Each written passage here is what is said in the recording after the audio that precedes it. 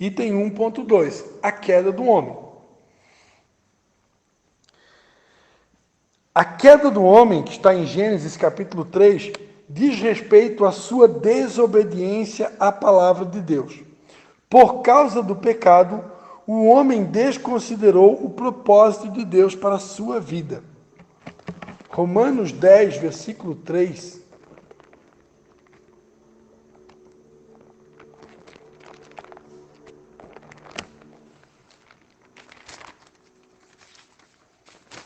Romanos 10, versículo 3. A palavra de Deus vai dizer: visto que não conhecemos a justiça de Deus e procuraram estabelecer a sua própria justiça, não se sujeitaram à que vem de Deus. Então, por causa do pecado, o homem desconsiderou o propósito de Deus para a sua vida, né? O homem decidiu fazer a sua própria vontade.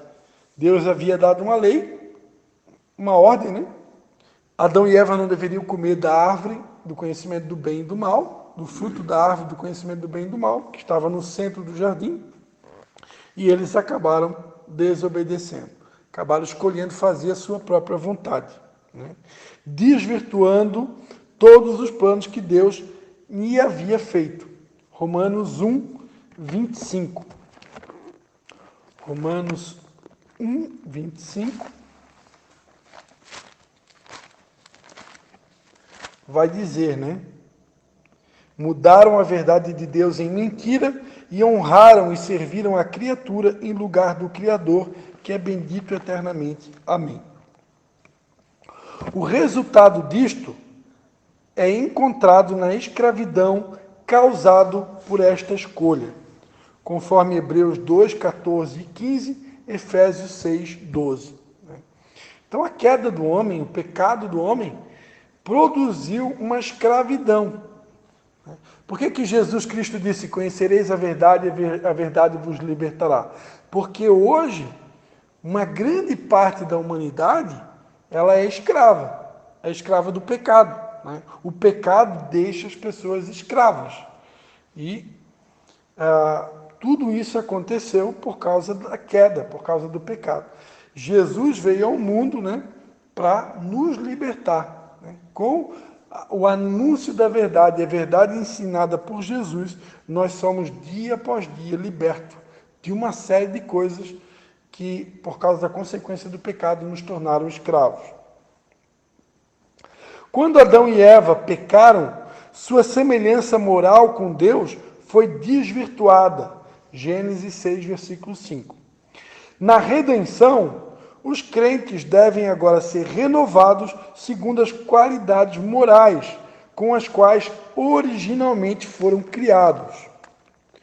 Olha só o que diz Efésios 4, do 22 ao 24. Efésios 4, do 22 ao 24. Que quanto ao trato passado, vos despojeis do velho homem, que se corrompe pelas concupiscências do engano, e vos renoveis no espírito do vosso entendimento, e vos revistais do novo homem, que segundo Deus é criado em verdadeira justiça e santidade. Colossenses 3, versículo 10. E vos vestistes do novo, que se renova para o conhecimento, segundo a imagem daquele que o criou. Adão e Eva possuíam semelhança natural com Deus. Foram criados como seres pessoais, tendo espírito, mente, emoções, autoconsciência e livre-arbítrio, conforme Gênesis 2, 19 e 20, Gênesis 3, 6, 7 e Gênesis 9, versículo 6. Em certo sentido, a constituição natural do homem e da mulher se assemelha à imagem de Deus, o que não ocorre no reino animal. Deus formou o homem de tal maneira que ele compreendesse sua manifestação quando ela acontecesse. Porém, o pecado também desvirtuou isso. Então, vou repetir. Deus formou o homem de tal maneira que ele pudesse compreender a sua manifestação a manifestação de Deus na sua vida quando ela acontecesse. Porém, o pecado também desvirtuou isso. O pecado nos torna muitas vezes insensíveis, não somente à voz de Deus, como também às vezes até à presença de Deus. Mas Deus revelou ao longo de sua palavra evidências de que haveria uma restauração. Então, ao longo da palavra, Deus deixou pistas, anunciando uma futura restauração. Uma dessas pistas está em Lucas 1,35, que diz, respondeu-lhe o anjo para Maria, descerá sobre ti o Espírito Santo e o poder do Altíssimo te cobrirá com a sua sombra. Por isso, o ente santo que há de ti há de nascer será chamado Filho de Deus. Lucas 1,35. Filipenses 2,7. Filipenses 2, versículo 7. Mas a si mesmo se esvaziou, tomando a forma de servo, fazendo-se semelhante aos homens. E Hebreus 10, versículo 5. Pelo que ao entrar no mundo diz, sacrifício e oferta não quiseste, mas corpo me preparaste. Amém? Então, alguns textos aí relacionados. E, como eu falei, existem textos na Bíblia que falam que Deus deseja promover uma restauração do homem. Esse homem que um dia caiu, Um dos textos que eu gosto está em Efésios capítulo 1, que fala, no versículo 10, Efésios 1, do 9 ao 10. E desvendou-nos o mistério da sua vontade, segundo o seu beneplácito que propusera em Cristo, de fazer convergir em Cristo todas as coisas na dispensação da plenitude dos tempos, tanto as que estão nos céus como as que estão na terra. Então aqui diz que Deus vai fazer tudo se convergir em Cristo. Tudo vai se voltar para Cristo. Todo joelho se dobrará e toda língua confessará que Ele é Senhor. Salvação do homem, 1.3. O plano da salvação consistia na morte de Jesus Cristo, sendo que todos aqueles que crescem nele teriam a vida eterna. João 3,16, Porque Deus amou o mundo de tal maneira que deu seu Filho unigênito para que todo aquele que nele crê não pereça, mas tenha a vida eterna. O que então é a verdadeira salvação? Como é oferecida? Como se pode obter? Quais os seus benefícios e bênçãos? Podemos encontrar a resposta a estas perguntas ao fato de que a verdadeira salvação é aquela oferecida pelo próprio Deus pela morte sacrificial de seu Filho Jesus Cristo. Não há outro meio pelo qual receber a vida eterna. A palavra de Deus diz em Atos capítulo 4, versículo 12, que em nenhum outro há salvação, pois também debaixo do céu nenhum outro nome há, dado entre os homens, pelo qual devamos ser salvos. Então, salvação perante a Bíblia é somente através de Jesus Cristo, somente através do sacrifício de Jesus. Como ele mesmo disse, Eu sou o caminho, a verdade e a vida. Ninguém vem ao Pai a não ser por mim, disse Jesus. Então, só tem um jeito de encontrar a salvação, através da fé no sacrifício de Jesus na cruz do Calvário. O homem, debaixo da promessa de Cristo, deve ser considerado como imagem de Deus. Gênesis 5, versículo 1, vai dizer: este é o livro das gerações de Adão. No dia em que Deus criou o homem, à semelhança de Deus o fez. Salmo de número 8, versículo de número 1, a gente já leu. Depois também a gente poderia ler 1 Coríntios 11, versículo 7, que diz que o homem não deve cobrir a cabeça, pois é a imagem e glória de Deus, mas a mulher é a glória do homem. Depois, Tiago 3, versículo 9, vai dizer: com ela falando sobre a língua, né? Com ela bendizemos ao Senhor e Pai, e também com ela amaldiçoamos os homens feitos à semelhança de Deus. Tiago 3, 9. Então, vários textos, né, que mostram claramente que o homem foi criado à imagem de Deus. Não por causa daquilo que o homem é em si mesmo, mas por causa daquilo que o homem é em Cristo. Em Jesus, o ser humano pode agora ser visto no verdadeiro significado da aliança que Deus procurou fazer com sua criação suprema. Gênesis 1, 27 ao 30,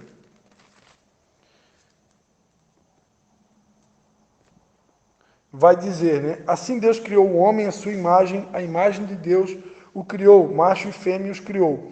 Deus os abençoou e lhes disse: frutificai e multiplicai-vos, enchei a terra, sujeitai-a, dominai sobre os peixes do mar, sobre todas as aves dos céus e sobre todos os animais que se arrastam sobre a terra. E disse Deus ainda: tenho-vos dado todas as ervas que produzem semente e se acham sobre a face de toda a terra, bem como todas as árvores em que há fruto, que dá semente, ser-vos-ão para mantimento. E todos os animais da terra, e todas as aves do céu, e todos os seres viventes que se arrastam sobre a terra. Tenho dado todas as ervas verdes como mantimento, e assim foi. Efésios 1, 22, que vai dizer: e sujeitou todas as coisas debaixo dos seus pés, e sobre todas as coisas o constituiu como cabeça da igreja. Então aqui fala sobre Cristo Jesus, né? Foi colocado como cabeça da igreja. E esse mesmo Cristo Jesus, que é o cabeça da igreja, lá em Mateus 28, ele vai dizer que ele nos deu todo o poder nos céus e da terra foi dado a ele, né? E ele transferiu esse poder para nós, né? Está escrito que ele nos deu poder e autoridade sobre serpentes e escorpiões e todo o poder do mal, né? Então Deus nos deu poder para governar sobre essa terra, exercer domínio sobre os animais, sobre as plantas, peixes, né? E exercer governo, né? Em forma de serviço, né? Deus espera que com os nossos dons e talentos nós possamos servir a humanidade e em servindo a humanidade nós possamos exercer governo, né? Nós somos chamados para servir e para governar com Cristo, né? E em Cristo. Ele é o cabeça da igreja e nós somos os membros do corpo de Cristo. E como corpo, né, a Bíblia diz que nós estamos assentados nas regiões celestiais em Cristo, acima de todo principado, toda potestade, todo poder que se nomeia nesse século, e de lá das regiões celestiais nós podemos agora, regenerados, restaurados, governar com Cristo aqui nessa terra. Amém? E Deus espera que nós possamos fazer isso como cristãos, que se nós não fizermos isso, né, as trevas vão tomar conta, né? O reino das trevas, eles querem governar, mas Deus espera que nós, os filhos da luz, nós é que possamos exercer governo sobre o planeta Terra. Em Hebreus, capítulo 2, versículo 6, também vai dizer, né? Mas em certo lugar testificou alguém dizendo: que é o homem para que dele te lembres, ou o filho do homem para que o visites? A partir disso, fica claro que a infidelidade do homem não anula a fidelidade de Deus, né? Presta atenção. A infidelidade do homem não anula a fidelidade de Deus. Romanos 3:3 diz assim: pois que, se alguns foram incrédulos e a sua incredulidade aniquilará, a fidelidade de Deus? Com certeza que não. A incredulidade dos homens e a desobediência dos homens não anula a fidelidade de Deus. Deus continua sendo fiel. Tem até um texto que diz lá em 2 Timóteo, né? 2 Timóteo 2, versículo 13. Se somos infiéis, ele permanece fiel, porque não pode negar a si mesmo. Então a infidelidade do homem não muda a fidelidade, ou não altera a fidelidade de Deus. Jesus Cristo é a verdadeira imagem de Deus, né? Conforme Colossenses 1,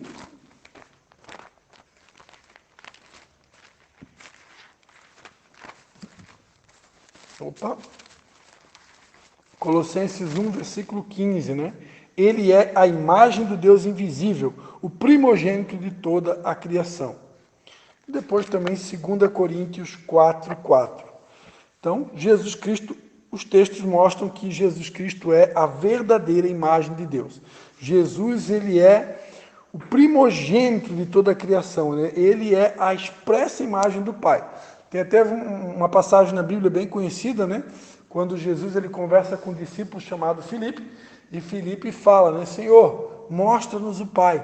E aí Jesus vai dizer para Filipe, Filipe, eu estou há tanto tempo contigo, tanto tempo convosco, como assim mostra-me o Pai? Você não sabe que o Pai está em mim, né? E que eu estou no Pai? Portanto, todo aquele que vê a mim, vê o Pai.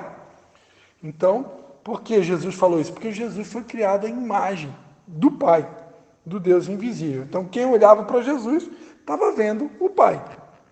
Ok? Ele tinha também as mesmas características do Pai, né? E também carregava a mesma glória do Pai, porque Jesus era cheio do Espírito Santo. Imagina, ele nunca pecou, né? Então imagina quão cheio do Espírito Santo ele era. Então ele era, Jesus Cristo, a verdadeira imagem de Deus. E assim sendo, é o verdadeiro homem. Conforme João, Evangelho de João, 19, versículo 5. João 19, versículo 5, vai dizer: quando Jesus saiu, trazendo a coroa e espinhos e o manto de púrpura, Pilatos lhe disse: eis o homem. Aquilo que a gente aprendeu na outra lição, né? Jesus, embora sendo 100% Deus, ele também era 100% homem. E como homem, ele estava sujeito a todas as fraquezas que um homem comum tinha e tem. Ele é tanto o indivíduo único como representante inclusivo da raça inteira. E sua realização em vitória significa liberdade e vida para toda a humanidade. Então, a realização de Cristo e a vitória de Cristo significa liberdade e vida para toda a humanidade, conforme Romanos 5, do 12 ao 21, né? Que vai dizer: pelo que, como por um homem entrou o pecado no mundo, e pelo pecado a morte, assim também a morte passou a todos os homens, porque todos pecaram. Pois antes da lei estava o pecado no mundo, mas não havendo lei, o pecado não é imputado. No entanto, a morte reinou desde Adão até Moisés, mesmo sobre aqueles que não pecaram à semelhança da transgressão de Adão, o qual é a figura daquele que havia de vir. Mas não é assim o dom gratuito como a ofensa, pois se pela ofensa de um morreram muitos, muito mais a graça de Deus e o dom pela graça, que é de um só homem, Jesus Cristo, abundou para com muitos. O dom não é como a ofensa de um só que pecou. O juízo veio de uma só ofensa, na verdade para condenação, mas o dom gratuito veio de muitas ofensas para a justificação. Pois se pela ofensa de um só a morte reinou por esse, muito mais os que receberam a abundância da graça e o dom da justiça reinarão em vida por um só, Jesus Cristo. Pois assim como por uma só ofensa veio o juízo sobre todos os homens para condenação, assim também por um só ato de justiça veio a graça sobre todos os homens para justificação e vida. Pois como pela desobediência de um só homem muitos foram feitos pecadores, assim pela obediência de um, muitos serão feitos justos. Veio, porém, a lei para que a ofensa abundasse, mas onde o pecado abundou, superabundou a graça, para que assim como o pecado reinou pela morte, também a graça reinasse pela justiça para a vida eterna, mediante Jesus Cristo, nosso Senhor. Ele, Jesus Cristo, cumpre a aliança mediante a qual Deus proporciona ao homem seu verdadeiro destino, a vida eterna.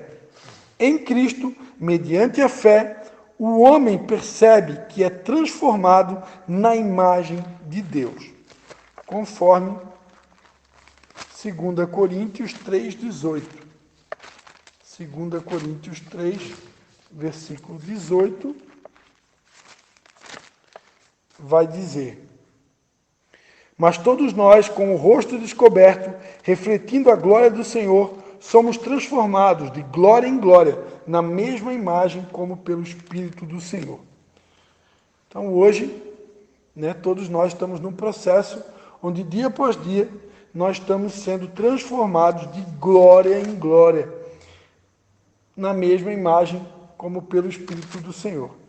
Deus deseja restaurar em nós aquela mesma glória, aquela mesma imagem que nós tínhamos lá no início, antes da queda do homem.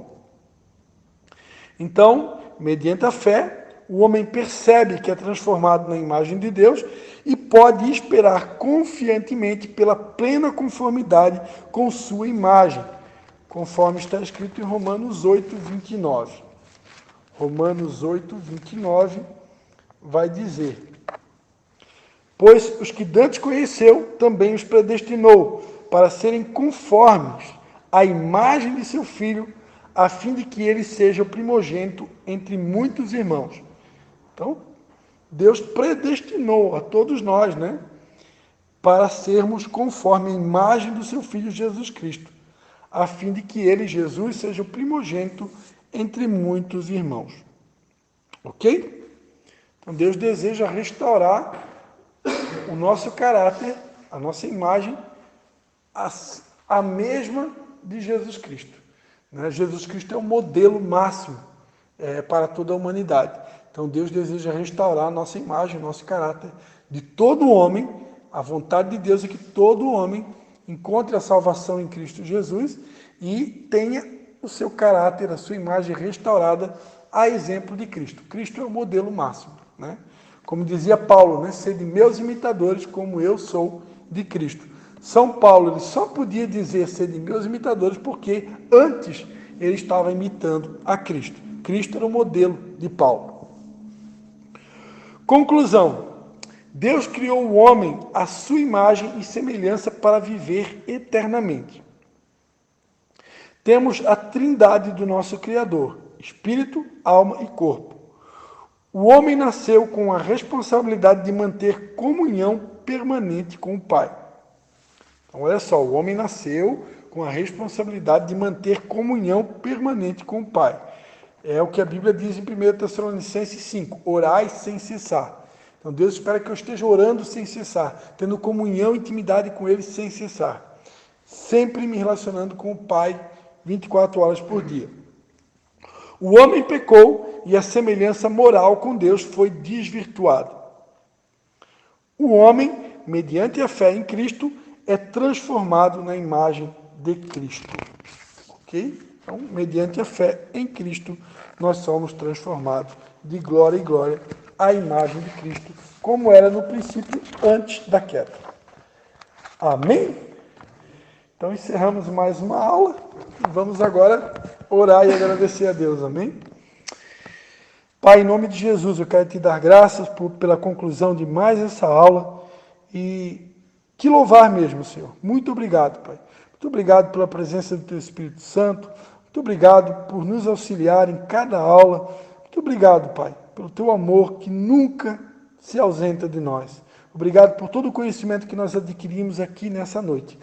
Nós te pedimos, Pai, que esse conhecimento possa ser multiplicado e muitas vidas possam ter acesso. O meu desejo é que milhares e milhares de pessoas possam ter acesso a esse conteúdo e assim muitas pessoas possam ser edificadas através da Tua palavra, que é lâmpada para os nossos pés e luz para o nosso caminho. Muito obrigado, em nome de Jesus. Amém. Amém.